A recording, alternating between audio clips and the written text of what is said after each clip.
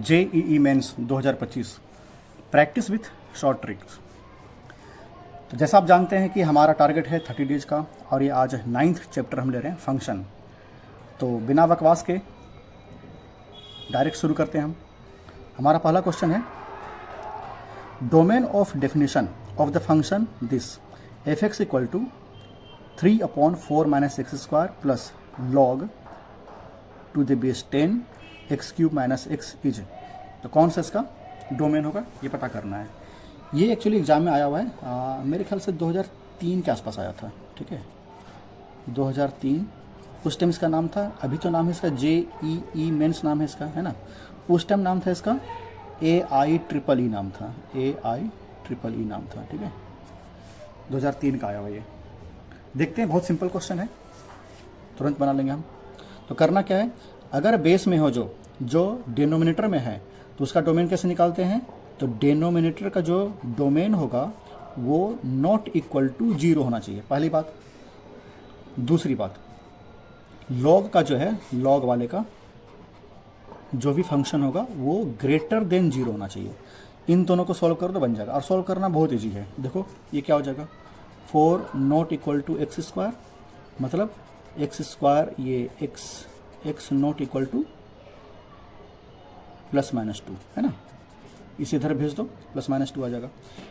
इसका क्या होगा, x कॉमन ले लो, क्या बचा, x² - 1 बचा, ग्रेटर देन 0। इसे दो पार्ट में तोड़ दो, a² - b² का फॉर्मूला है। तो x -1 और x + 1 ग्रेटर देन 0। आ रही बात समझ में। इसके 3 आंसर होंगे, x इक्वल टू 0, -1 और ये 1। इसका क्या था, -2 और 2। हम इसे नंबर लाइन पर दिखाएंगे। थोड़ा सा ऊपर करूँ मैं, इसे हम नंबर लाइन पे दिखाएंगे और तुरंत बन जाएगा। मैं तो यहाँ सॉल्व कर रहा हूँ तो इतना टाइम लग रहा है, आप इसे डायरेक्ट करेंगे, इसे डायरेक्ट करेंगे। इतनी प्रैक्टिस करो कि डायरेक्ट हो जाएंगे आंसर, और मुश्किल से आधा मिनट लगेगा बनने में। ठीक ना, बन जाएगा आराम से। तो इसे पहले प्लॉट कर दो इस पर, 0 -1 इधर, 1 इधर।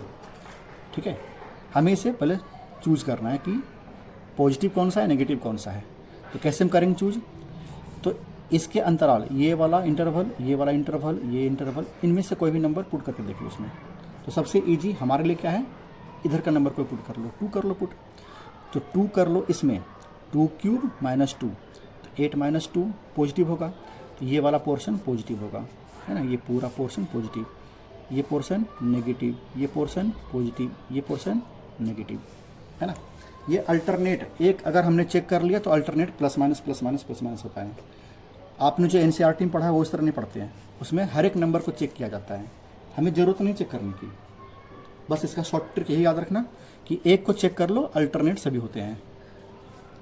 एक दो इसमें ऑप्शन, इसमें एक दो एक्सेप्शंस भी हैं, लेकिन वो जब आएगा टॉपिक तो बताऊंगा मैं। ठीक ना। तो करना क्या है, -1 से 0 लेना है और 1 से इन्फिनिटी लेनी है। बट -2 हमें नहीं चाहिए और 2 हमें नहीं चाहिए। ठीक ना, ये दोनों हटाकर। तो कौन सा हो जाएगा, -1 से 0, -1 से 0 एक हो गया। दूसरा 1 से हमें चाहिए था इन्फिनिटी, लेकिन बीच में आ गया ये, टांग अड़ा दिया।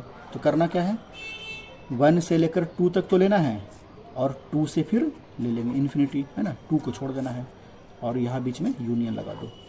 देखो अपना ऑप्शन ये आ जाएगा लास्ट वाला, था जी ना। तो ट्रिक यही रखना याद हमको कि इसमें +- अल्टरनेट होते हैं। ठीक है, +- अल्टरनेट होते हैं।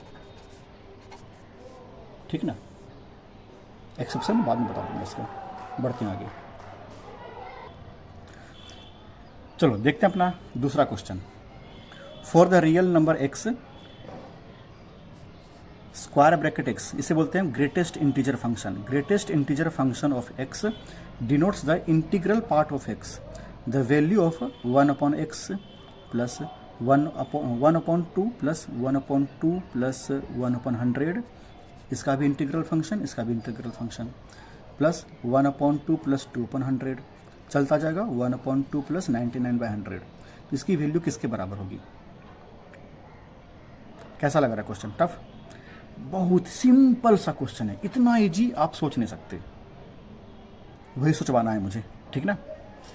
तो पहले इसे पढ़ लो, क्योंकि एनसीईआरटी के सिलेबस में नहीं है ये, ठीक ना। मैं बार बार बता रहा हूँ मैं, ये बहुत इंपॉर्टेंट, बहुत बढ़िया क्वेश्चन है, ठीक है। तो ग्रेटेस्ट इंटीजर फंक्शन क्या होता है कि इसके अंदर कोई भी डेसिमल वाला नंबर हो, जैसे मान लो 3.2 है, तो इसका आंसर सिर्फ इंटीग्रल पार्ट ही है, पॉइंट के पहले वाला आएगा, बस 3 आ जाएगा। अगर 10.213 ऐसे कुछ है तो पॉइंट के बाद भूल जाओ, बस इधर का रखना है, 10 आ गया अपना आंसर। लेकिन नेगेटिव नंबर हो, -3.2 हो, तो क्या करेंगे पता है, -3 नहीं लेंगे, इसके बाद नंबर कौन सा है -4, वो लेंगे। क्यों? क्योंकि अपना एक लाइन नंबर ड्रॉ करो, ये 0 है, ये -1 है, -2, -3 है ना, -4, तो अपना क्या है 3.2 कहाँ होगा, यहाँ लगभग होगा, है ना 3.2। उधर से हमने क्या लिया था 1 2 3 4, 3 यहाँ लिया था, 4 इधर है, 3.2 हमने ये लिया।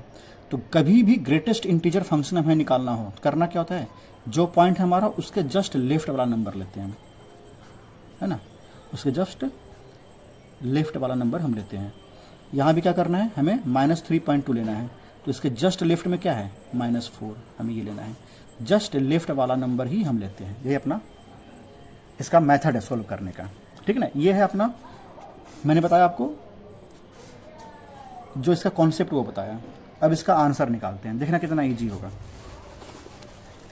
हाँ, एक चीज़ और बता दूं, अगर मान लो 0 पॉइंट समथिंग है, 0.2 है, 3 है, कुछ भी है, तो इसका आंसर 0 होगा, ठीक ना। बढ़ते हैं आगे, देखो ये क्या है 1/2 मतलब 0.5, खत्म। 1/2 प्लस 1/100, तो 1/100 क्या होगा 0.01, ये भी खत्म। ये अगर 0.2 है, 0.5 है, ये अगर 0.5 है, तो 0.5 कब आएगा, कब आएगा रास्ते में, जब हमें मिलेगा क्या 1/100, 2/100, 3/100, 4/100 चलता जाएगा। कौन सा मिलेगा, हमें मिलेगा 50/100, तो 50/100 1/2 ही तो है ना।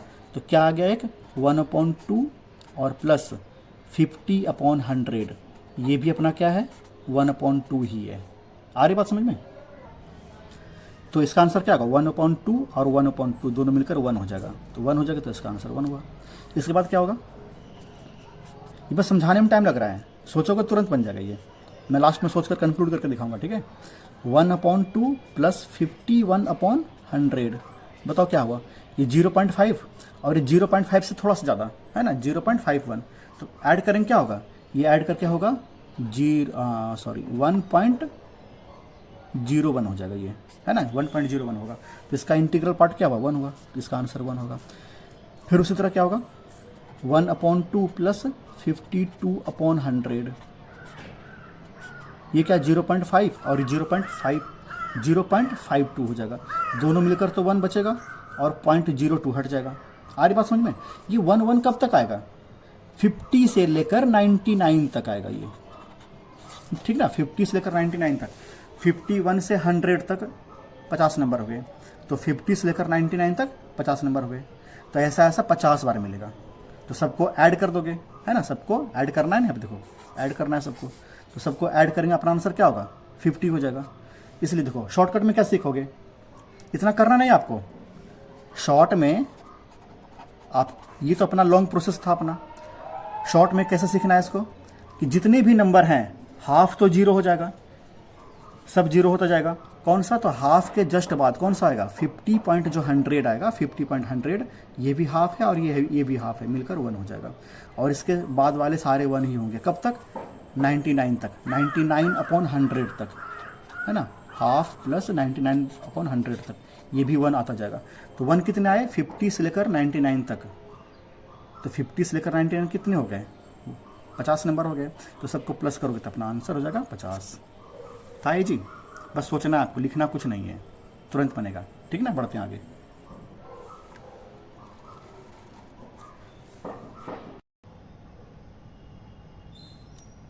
चलो अब देखते हैं अपना तीसरा question. Let function r2r be defined by fx equal to x² + 1, then pre-images of 17 and -3 respectively are 5 minus 4 minus 4, 3 minus 3 5, 4 minus 4 5, 4 minus 4 2 minus 2। कौन सा होगा ये करना है, प्री इमेज निकालना है, मतलब डोमेन। कैसे करेंगे, बहुत आसान तरीका। तो JEE मेंस के लिए जो प्रैक्टिस कर रहे हैं उसका ये बना रहे हैं। तो fx equal to this much है, क्या करो fx को y मान लो, है ना। थोड़ा आसान तरीके से बनाएंगे हम ट्रिक से, ठीक है ना। तो y equal to x square plus 1, उल्टा कर दो, इसे भेज दो, इसे इधर इसे उधर कर दो। तो एक्स स्क्वायर उधर जाएगा, मतलब ये उधर भेज दो, y माइनस 1, तो x इक्वल टू क्या होगा, plus minus root y minus 1, ठीक है ना। कोई दिक्कत तो नहीं अभी तक। अब करो क्या, ये क्या हो जाएगा, ये इन्वर्स निकल गया ना इसका, तो f इन्वर्स x कर दो equal to plus minus root, अच्छा अभी ये y के फॉर्मेट में है, ठीक ना। ये fy है, अगर हम यहाँ x लिखते हैं तो हम x माइनस 1 करेंगे, ठीक। हम फंक्शन किसी का भी ले सकते हैं, y है तो y यहाँ लिखेंगे, x है तो हम यहाँ x लिखेंगे। अब इसकी वैल्यू पुट कर दो, अपना वैल्यू क्या है, पहला 17 है, तो 17 पुट करो, क्या होगा 17 माइनस 1 16, 16 का रूट कर देंगे तो 4 होगा, प्लस माइनस 4, अपना आंसर होगा प्लस माइनस 4, ठीक ना। 17 के लिए, ये 17 के लिए था। अगला, अगर हम 3 पुट करते हैं तो क्या होता है, माइनस 3 पुट करेंगे तो माइनस 3 और माइनस 1, ये माइनस 4 होगा, तो प्लस माइनस रूट माइनस 4। ये हमें पता है कि रूट के अंदर अगर माइनस हो तो डिफाइंड नहीं होता, ये बेकार हो जाएगा, कोई काम का नहीं, मतलब ये 5 हो गया।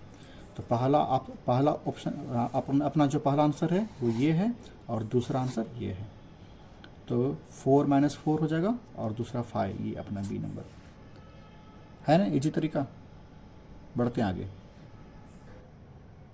चलो अपना नेक्स्ट क्वेश्चन है, suppose fx equal to x plus 1 whole square for x greater than equal to minus 1, if gx is the function whose graph is reflection of the graph of fx with respect to the line y equal to x, then gx is equal to, कौन सा answer होगा। यहाँ समझने वाली बात बस ये है कि ये रिफ्लेक्शन है किस पर, y इक्वल टू एक्स पर। जो रिफ्लेक्शन होगा y इक्वल टू एक्स पर वो इन्वर्स होता है, ये नई बात थी आपके लिए।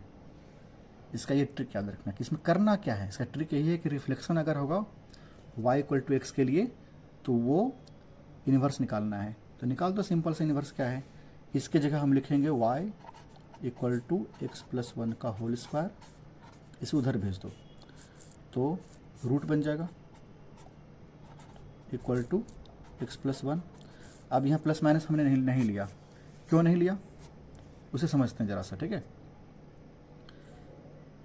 हमारा जो कंडीशन दिया हुआ था x greater than minus 1, x greater than equal to minus 1, क्या मतलब इसका हुआ, इसका मतलब ये हुआ कि इसको उधर भेज दो, तो x प्लस 1 ग्रेटर देन इक्वल टू 0, मतलब ये वाला जो पोर्शन है ना x प्लस 1 वो 0 से बड़ा है, मतलब नेगेटिव नहीं वो, तो ये वाला पोर्शन जो है 0 से बड़ा है, तो ये भी तो हमारा 0 से बड़ा होगा, मतलब पॉजिटिव होगा, नेगेटिव हम नहीं लेंगे, ठीक है ना। इसलिए जब हमारा 2 इधर आया तो रूट बना, तो प्लस माइनस में सिर्फ प्लस ले लेंगे, माइनस नहीं लेंगे। इसे डिफाइन करने के लिए हमारा ये कंडीशन दिया हुआ था। क्लियर, आगे बढ़ते हैं। तो हमने क्या किया, y इक्वल टू लिख लिया, 2 इधर आया रूट बन गया, x प्लस 1 आ गया और 1 उधर भेज दो, तो क्या हो जाएगा, root y minus 1 equal to x. इसका मतलब x equal to root y minus 1, root सिर्फ y में है, तो फंक्शन हमारा क्या होगा, फंक्शन आ जाएगा f इनवर्स x, y लिखो, ये y का है ना, अगर x का लिखेंगे तो हम इधर x लगाएंगे, रूट x माइनस 1। देख लो ये वाला ऑप्शन कहाँ है, लास्ट ऑप्शन। आगे बात समझ में, बस इसे इन्वर्स निकालना था, ठीक है। बढ़ते हैं आगे, बाकी प्रैक्टिस करते रहो, आज की वीडियो यहाँ ख़त्म करते हैं हम, फिर नेक्स्ट टॉपिक पे हम चलेंगे।